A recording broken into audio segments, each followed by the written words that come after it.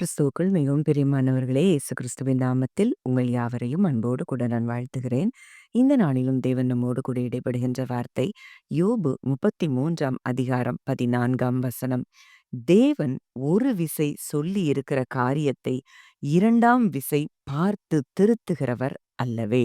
ஆம், இந்த வார்த்தையின் மூலம் தேவன் இன்றைக்கு உங்கள் ஒவ்வொருவரையும் பலப்படுத்த விரும்புகிறார்.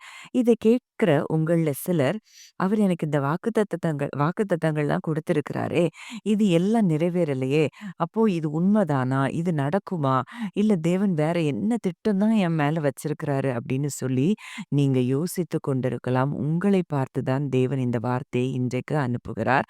அவர் ஒரு விசை சொல்லி இருக்கிற காரியத்த மறு விசை அவர் என்ன செய்ய மாட்டாராம்? திருத்த மாட்டாராம்.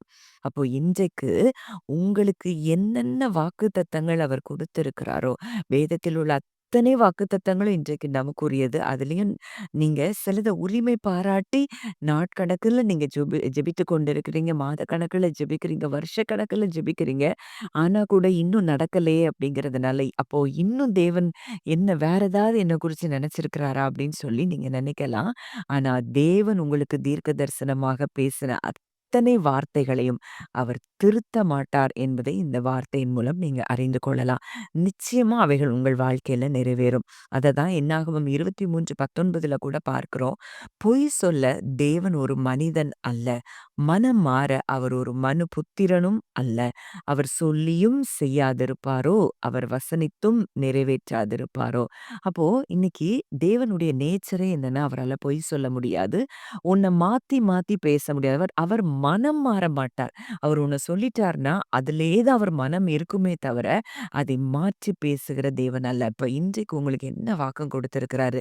ஆபிரகாமுக்கு அன்னைக்கு அவர் குடுத்தாரு.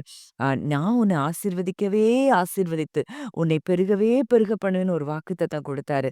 அங்க வேலைக்காரங்களுக்கு கூட இடமில்லாமல் போகும் மட்டும் அங்கே ஆபிரகாம் ஒரு பெரிய பெருக்கத்தை கண்டதை நம்ம பார்க்கிறோம்.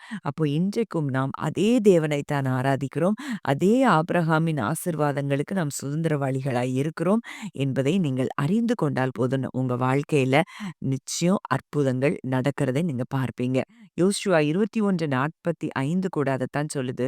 கர்த்தர் இஸ்ரவேல் குடும்பத்தாருக்கு சொல்லியிருந்த நல்வார்த்தைகளில் எல்லாம் ஒரு வார்த்தையும் தவறிப் போகவில்லை. எல்லாம் நிறைவேறிற்று. அன்றைக்கு யோசுவா நாட்கள்ல அங்க இஸ்ரவேல் குடும்பத்துக்கு சொன்ன எல்லா நல்ல வார்த்தைகள்ல ஒண்ணு கூட தவறிப் போகவில்ல. அவர் முன்னதாகவே சொன்ன அத்தனை வாக்குத்தத்த வசனங்களும் அங்க யோசுவாவின் நாட்கள்ல அது என்ன செய்தான்? நிறைவேறுகிறத நம்ம பார்க்கிறோம். அதனால தான் 2 கொரிந்தியர் 1:20 பார்க்கிறோம். எங்களால் தேவனுக்கு மகிமை உண்டாகும்படி தேவனுடைய வாக்குத்தத்தங்கள் எல்லாம் இயேசு கிறிஸ்துவுக்குள் ஆம் என்றும், அவருக்குள் ஆமேன் என்றும் இருக்கிறதே.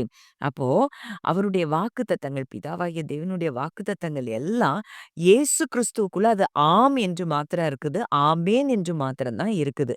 அப்போ இன்னைக்கு இத்தனை வாக்குத்தத்தங்கள் நமக்கு சுதந்திரவாளிகளாய் நம்ம இருக்கிறோம்னா, அவர் ஆம் அப்படின்னு சொல்லிட்டாரு. அவர் ஆமேன்னு சொல்லிட்டாருன்னா, அது எவ்வளவு தூரம் நம்ம வாழ்க்கையில அந்த வாக்குத்தத்தங்கள் நிறைவேறுகிறதற்கு நம்ம செயல்படுகிறோம். நம்ம அப்படிங்கிறத நம்ம அறிந்து கொள்ளலாம். அப்போ இன்றைக்கு அவருக்குள்ள இருக்கிற நம்ம, இன்றைக்கு அவருக்குள்ள தான் அத்தனை வாக்குத்தத்தங்களும் ஆம் என்றும், ஆமேன் என்றும் இருக்கிறபடியினால, உங்களுக்கு உண்டான அத்தனை வாக்குத்தத்தங்களும் உங்கள் வாழ்க்கையில் நிறைவேறும் என்பதை நீங்கள் விசுவாசிக்க தொடங்கும்போது, அத்தனை வாக்குத்தத்தங்களும் ஒன்றன் பின் ஒன்றாக உங்கள் வாழ்க்கையில நிறைவேற ஆரம்பிக்கிறத நீங்க பார்ப்பீங்க. அப்போ நம்ம என்ன செய்யணும்? எபிரேயர் 10:23 சொல்லுகிறது, அல்லாமலும் நம்முடைய நம்பிக்கையை அறிக்கையிடுகிறதில் அசைவில்லாமல் உறுதியாய் இருக்க கடவோம். வாக்குத்தத்தம் பண்ணினவர் உண்மையுள்ளவராய் இருக்கிறாரே. அப்போ நம்முடைய நம்பிக்கைய நம்ம அறிக்கையிடுகிறதுல எப்படி இருக்கணுமா? அசைவே இருக்கக்கூடாதாம். கொஞ்சம் கூட அன்வேவரிங் மைண்ட் இல்லாதபடி, எனக்கு தேவன் இத வாக்கு கொடுத்திருக்கிறார். நிச்சயமாய் இதை செய்து முடிப்பார். அப்படிங்கிற அந்த உறுதியில நம்ம நிக்கும்போது, ஏன்னா அவர் உண்மையுள்ளவராய் இருக்கிறபடியினால, அந்த வாக்குத்தத்தங்கள் அத்தனையும் நிறைவேறுகிறதை நீங்கள் பார்ப்பீர்கள். ஆபிரகாமுக்கு அங்கே வாக்கு கொடுத்தவர், அங்க ஒருவேளை 100 வயதுல ஆபிரகாமுக்கு நம்ப முடியாத இடத்துல தான் இருந்தாலும், அங்கே வசனம் சொல்லுகிறது, அவர் உண்மையுள்ளவர் என்று எண்ணி தேவனை மகிமைப்படுத்தி விசுவாசத்தில் வல்லவனானான். அப்போ அந்த சூழ்நிலைகள் எல்லாம் எதிரா தான் இருக்குது. ஆனா, அவருக்கு ஒரு நம்பிக்கை இருந்துச்சு. அவர் வாக்கு குடுத்துட்டார். அவர் உண்மையுள்ளவர். அப்போ இன்றைக்கு நீங்க எப்படி பார்க்கிறீங்க? அன்றைக்கு எகிப்துல இஸ்ரவேல் ஜனங்கள் 400 வருஷம் அடிமைத்தனத்துல இருப்பாங்க. அதற்கு பின்பு பொன்னோடு பொருளோடு வருவாங்கன்னு சொல்லி, அங்கே ஆபிரகாமுக்கு சொன்னபடியே அந்த வார்த்தை அப்படியே நிறைவேறினத நம்ம பார்க்கிறோம்.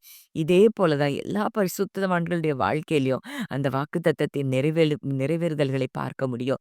மேசியா வருவார்ன்னு சொல்லி ஒரு வாக்குத்தத்தம் இருந்தது. மேசியா வந்தார். மேசியா மரிப்பார், மேசியா உயிர்த்தெழுவார் என்று சொல்லி அத்தனை வாக்குத்தத்தங்களும் அப்படியே நிறைவேறினத நம்ம பார்க்கிறோம். அப்ப இன்றைக்கு உங்களுக்கு கொடுத்த நல்வார்த்தைகள்ல ஒண்ணு கூட அது தவறி கீழ விழாது என்பதை நீங்கள் விசுவாசிப்பீர்களானால், நிச்சயம் உங்க வாழ்க்கை ஜெயமுள்ள வாழ்க்கையாக மாறும். ஜெபிக்கலாம். நல்ல தகப்பனே, நன்றியோடு உம்மை துதிக்கிறோம், ஸ்தோத்தரிக்கிறோம் அப்பா. இந்த நல்ல நாளிலும் எங்களோடு இடைப்பட்ட உம்முடைய வார்த்தைக்காக நாங்கள் நன்றி செலுத்துகிறோம். தேவரீர் நீர் சகலத்தையும் செய்ய வல்லவர் அப்பா. அப்பா நீங்க ஒரு வாக்கு கொடுத்துட்டீங்கன்னா, உங்களால செய்ய முடியாதுன்னு எதுவுமே கிடையாது. சர்வ ஆண்டவரே சர்வத்தையும் படைத்தவர், சர்வ வல்லமை உள்ளவர். ஆண்டவரே எங்க சூழ்நிலைகள்ல இறங்கி, இன்றைக்கு எங்களுடைய வாக்குத்தத்தங்கள் நிறைவேறும்படியாய் நீர் கிரியை செய்யத் தொடங்கினதற்காக நன்றி செலுத்துகிறோம் அப்பா. முற்றிலுமாய் உம்முடைய கரத்துல எங்களை தாழ்த்தி ஒப்புக் கொடுக்கிறோம். கர்த்தர் பொறுப்பெடுத்துக் கொண்டு வழி நடத்தும் ஆசீர்வதியும். இயேசுவின் மூலம் கேட்கிறோம். ஜீவனுள்ள நல்ல பிதாவே. ஆமென்.